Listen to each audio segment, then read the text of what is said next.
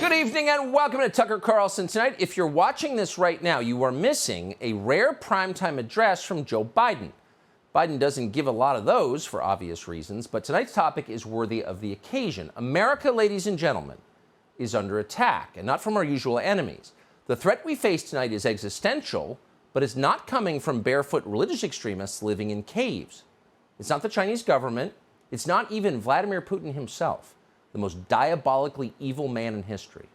No, ladies and gentlemen, this threat is worse than all of that, and it's homegrown. As they say in the horror movies, it's coming from inside the house. The single gravest threat to America today is Republican voters, all 75 million of them. They are Nazis and destroyers of democracy. They must be stopped. That is the message of Joe Biden's speech. Just moments ago, he referred to MAGA forces who are apparently marshaling at Red Lobster near you, ready to take over this country. Now, to underscore how deeply Joe Biden means all of this, tonight's address in Philadelphia is not being categorized as a campaign event ahead of the midterm elections, which is what it looks like. No. Instead, this speech has the full sponsorship of the White House. In other words, what Joe Biden is saying right now is the official position of the entire executive branch of the U.S. government. That would include the Justice Department, the various intel agencies, and the world's most powerful standing military. Think about that. Does it make you nervous? You don't have to be a Trump voter to see a speech like this as a turning point in American history. For hundreds of years, the U.S. has had a political system comprised of two competing parties. If you were to declare one of those parties criminal and illegitimate, what would you be left with? Well, you'd be left with a one-party state. And that is what Joe Biden is calling for tonight, a one-party state. It's shocking. You may have trouble believing it's even happening, and yet it is, live on television right now. And yet, and here's what we're here to tell you, believe it or not, there is an upside to this catastrophe. Even as you watch your beloved country take a turn you never imagined possible, there is reason for hope. American liberals may have obvious dictatorial ambitions. There's no question they do. Only would-be dictators fear free speech and an armed population. But just because liberals long for a one-party state doesn't mean they're going to get one. They won't. In the end, they don't have the skills to pull that off. Liberals are too incompetent to overthrow democracy. And that's obvious from history. Every successful authoritarian revolution has had two things in common: a coherent worldview and a competent military force. Lenin, for example, Lenin had the writings of Karl Marx to provide an ideological justification for his revolution. And he had the military genius of Leon Trotsky to pull it off. Together, these two things were enough to topple the czar and take control of the world's biggest country. For all his power, Joe Biden does not have these two things. Marx and Trotsky? No. Joe Biden has Taylor Lorenz and Mark Milley. Lorenz is the ideological anchor of the Biden White House. She's its muse, its Che Guevara. They are inspired by her revolutionary fervor. But Taylor Lorenz does not write weighty books. Twitter is her canvas. And having surveyed her oeuvre, we can tell you that Lorenz's main idea appears to be that anyone who doesn't wear an N95 mask in the shower is a racist. That's the sum total of her ideology. Now, there are probably several dozen people in Cambridge who agree with that, but it is hardly the basis of a popular movement. It's not Marxism, it's whining. So that's a problem for Biden. And then there's Mark Milley, the chairman of the Joint Chiefs of Staff. Milley is Joe Biden's Leon Trotsky, but without the brilliance or the cool mustache. Mark Milley is a buffoon. He couldn't even manage to successfully withdraw forces from a country that wanted them to leave. Mark Milley's only victories take place at lunch. Pizza is afraid of him. No one else is. So these are the people who are trying to bring us a one-party state. For the next several minutes, we'd like to show you the face of Joe Biden's revolution. It is heartening. The next time you feel afraid for the future of this country, the next time you think, these people actually want to hurt me, because obviously they do, remember who we're talking about here, and you'll feel better. Now, we're going to start tonight with Joe Biden's Minister of Information, a person called Karine Jean-Pierre. Karine Jean-Pierre may be the most self-discrediting spokesman in the history of revolutionary politics. She makes Baghdad Bob from the Saddam years look dignified. She's literally beyond belief. Here she was on Monday. Somebody unvaccinated comes over on a plane. You say that's not okay. Somebody walks into Texas or Arizona unvaccinated. They're allowed to stay. Why? But that's not how it works. Like, we actually, no. I know that that's not what you guys want to happen, but that is what is happening. But that's not, it's not like somebody walks over and that's not how. Exactly what's happening. Thousands of people are walking in a day. Some of them turn themselves over. Some of them are caught. Tens of thousands a week are not. That is what is happening.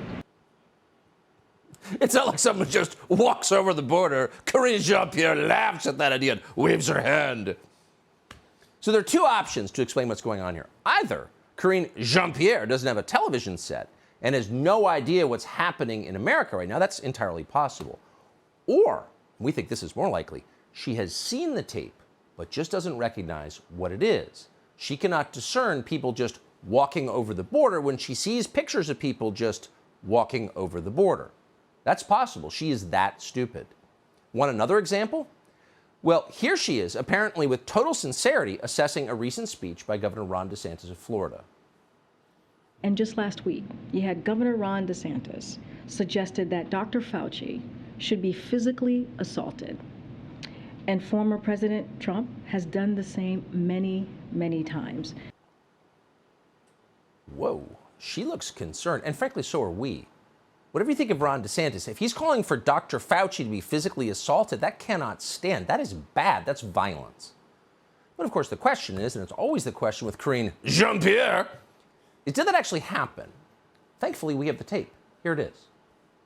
You have people like Fauci saying that his lockdowns didn't cause any permanent damage to any young kids. And I'm just sick of seeing him. I know he says he's going to retire. Someone needs to grab that little elf and chuck him across the Potomac. There it is. Someone needs to grab that little elf and chuck him across the Potomac. Karine Jean-Pierre was horrified by this. Elf chucking? That's not even legal. Not since the early days of the Howard Stern show has this nation put up with elf chucking. And by the way, who is Ron DeSantis that he can physically throw a federal employee all the way across the Potomac River, which is very wide in parts? And Karine Jean-Pierre knows that because she lives there. What is he, Hercules or something? This man is dangerous. Chucking an elf across the Potomac? And not only that, DeSantis just outed Tony Fauci as an elf. Elf, that's the word he used. Not an approved word. That's a threat to national security. It is indeed disinformation, probably Russian. Everyone knows that Tony Fauci is very tall. That's science. And that, ladies and gentlemen, is Karine Jean-Pierre. So of all the jobs you could hire Karine Jean-Pierre for, professional hand waver would be probably the first. If you need someone to wave a hand and look confused, she's at the top of your list. But if you need someone who can speak English in a fluent way and communicate ideas that the rest of us are able to understand, she might be at the very bottom of your list. But they hired her anyway. And the result is amazing. And as we said earlier, heartening. These are the leaders of the revolution. Today, for example, Karine Jean-Pierre defined the term extremist for us. You never hear that ever defined. But she defined it today from the podium. An extremist is anyone whose views differ from, we're quoting, the majority of Americans. So if your views are different from the majority, you're an extremist. So here's the best part. Karine Jean-Pierre works for a guy who's got a 38% approval rating. So the question before the class today is 38% less or more than the majority. Math is not Karine Jean-Pierre's strong suit. And of course, it's not her boss's strong suit either. Cognition is not his strong suit. This is the man who took orders from men in Easter Bunny costumes. This is the man who chose as his vice president someone who feels the need to say mankind and womankind, as if they're completely separate categories. Watch this. The Artemis program is the beginning of the next era of what we have a history and a tradition of doing, of providing vision and inspiring innovation in a way that is going to benefit all mankind and womankind. Okay, so not only is it going to benefit mankind, you got to include the ladies here, womankind will benefit as well. Transkind? That goes without saying. Transkind always benefits when Joe Biden's president. So you have to wonder how different things might look if they had people with an IQ of over, say, 85 in positions of authority in the Biden White House. That would be really, really scary. But they don't. They don't at all. And if they had people serving them in the media who were smarter, they could probably get away with this kind of thing. They could convince people it's totally normal to use words like womankind. That would be terrifying if our media, if MSNBC were able to convince you that womankind was a thing. But thank heaven, the media, as annoying as they may be, lack self-awareness to the point that we don't have to worry at all. And to prove it, we have a dispatch from one of Joe Biden's most fervent supporters, someone who will definitely have a position in the coming revolution, and that would be Max Boot. Max Boot of the Washington Post, professional warmonger turned liberal professional warmonger.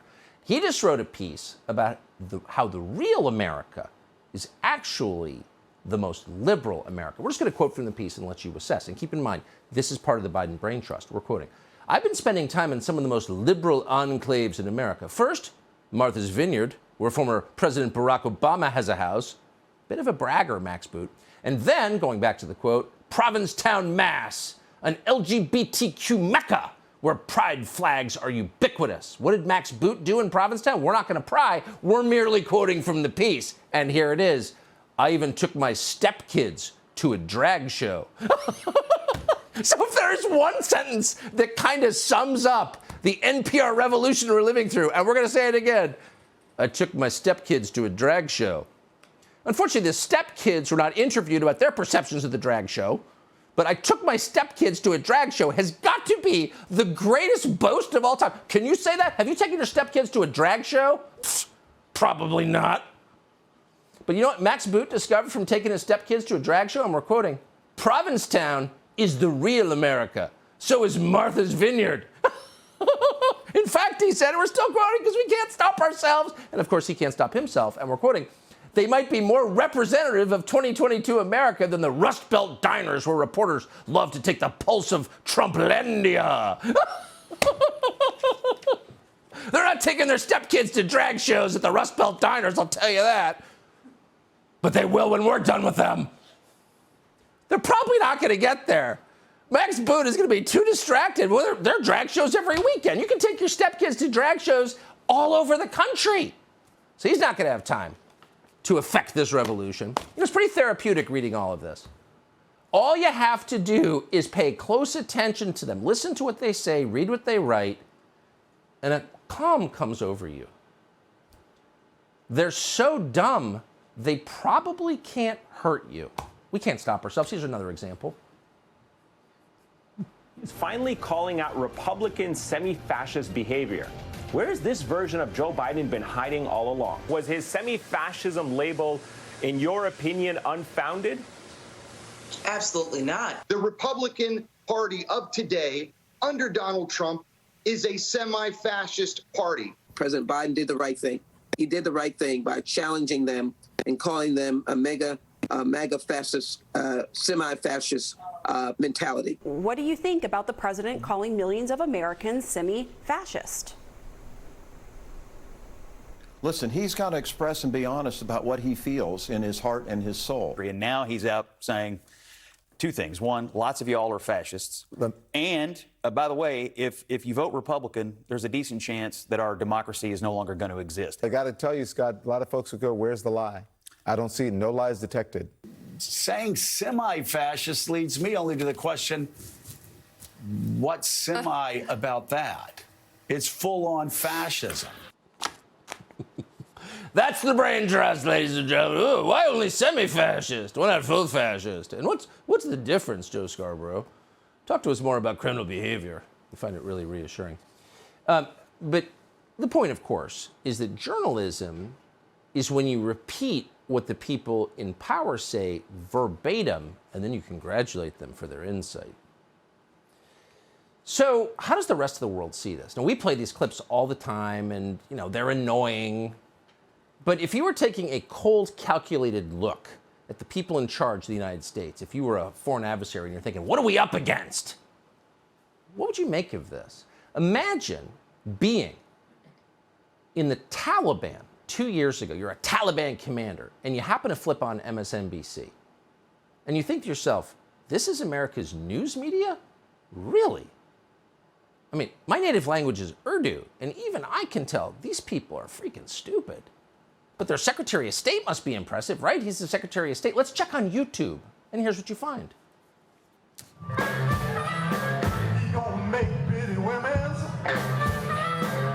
Jump and shout.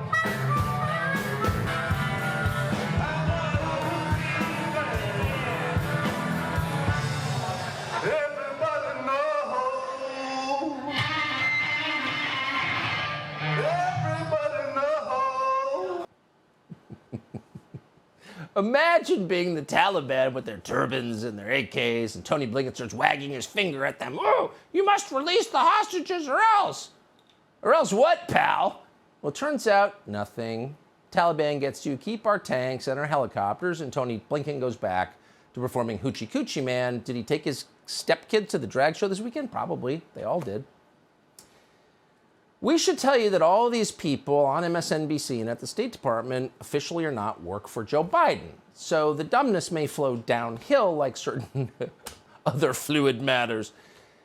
Joe Biden doesn't even appear to realize that his military, his Pentagon, which he oversees, lost the withdrawal from Afghanistan. In fact, it was just this week that Joe Biden claimed very loudly that Americans would need personal F-15s if they wanted to overpower the U.S. government. Ho, ho, ho! There's no way you can beat us. You're not sophisticated enough.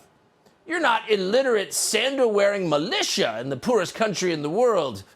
There's no way. And he made that argument with such confidence, you have to wonder if anyone told him what happened in Kabul, let's look back, last year. He also doesn't appear to realize that he's accusing unarmed January 6 protesters of nearly toppling American democracy for good. Really? If you're afraid of Ashley Babbitt, so afraid you have to shoot her in the neck and murder her, then you probably don't feel very secure. So these are not people who believe they're strong, is the truth. And watching this, it's kind of fascinating, actually. And on some level, it's reassuring because, again, they're weak and afraid. Our plus-size defense secretary promises to crack down on Joe Biden's political opponents. Oh, extremism, white supremacy. Then he flies around the world in a spacesuit. And then he gets COVID anyway. Now to show you how strong he is and to strike terror in the hearts of our adversaries, he's issuing powerful new regulations requiring senior leaders in the military to stop using gendered pronouns. Well, that'll show them. We've got diversity. Back off. So you can no longer use the terms he or she or male or female. According to the Washington Free Beacon, which got the military's order, the U.S. Pacific Air Forces, responsible for containing China, believe that eliminating gender pronouns will improve the military's, quote, lethality. Diversity is lethality. Now, of course, on one level, it's terrifying because, no, this is a sign of buffoonery and weakness, and the rest of the world is laughing at us and making calculations accordingly. But it's probably good news for you as the subject of Joe Biden's coming crackdown, because when they come to arrest you for your thought crimes, they're going to have no idea what you look like. The warrant won't say. It'll identify you as they, them, or maybe je, jure. You can imagine the confusion. At that point, it's easy to get out of it. You simply identify with a straight face as pansexual, two-spirit, and indigenous. And at that point, they will slink away in shame. You're safe. Diversity was your shield. But the best news of all, for all of us in this country, is that Lori Lightfoot inevitably will occupy some elevated position in Joe Biden's coming revolution. How do we know? Because she's the single worst mayor in the country. She's stupid, she's mean, she's openly racist. So, of course, she is due for a big promotion in the Biden regime. Now, you might remember that when the previous administration started enforcing federal immigration law, Lori Lightfoot cut off ICE's access to city databases. Quote, Chicago will always be a welcoming city and a champion for the rights of our immigrant and refugee communities. Communities that didn't actually live here at the time, they lived in other countries because they're foreign nationals, they're not Americans. But Lori Lightfoot took a position anyway, and she took it in the most affirmative possible way. To behave differently, she insisted at the time, and we're quoting, would be cruel, and you know what the word is, you know what's coming, don't you? Racist. Well, this week, the governor of Texas decided to test Lori Lightfoot's commitment to anti-racism. He began transporting illegal aliens from the border in Texas all the way to Chicago. And why wouldn't he do that? Lori Lightfoot has said emphatically she wants them in her city. She's not a racist. You're the racist. So these migrants showed up. How did Lori Lightfoot respond? Well, Lori Lightfoot's administration declared that this plan is, do you know the answer? Can you guess? Pick up the pen, write it down, no cheating. Racist. So it's racist not to want illegal aliens in your city, and it's racist when people send them. So take 3 steps back. What's happening here? This is really a recruitment experience. No one in the history of politics has created single-handedly more right-wingers than Lori Lightfoot. Imagine her in her new position in the Biden administration screaming on NPR every morning, Biden's state broadcaster, to tell you whether she's decided whether you can use your electric car today or not. Can we drive our electric car today? I don't know. Let's tune in to Minister Lightfoot. She'll tell us. Everyone knows that's coming. And if there's anything that will provoke a counter-revolution, it's that. So we're going to be fine. Lori Lightfoot may have genocidal impulses. She definitely does. But like the rest of our leaders, she is too stupid to pull them off. Subscribe to the Fox News YouTube channel to catch our nightly opens, stories that are changing the world and changing your life. From Tucker Carlson Tonight.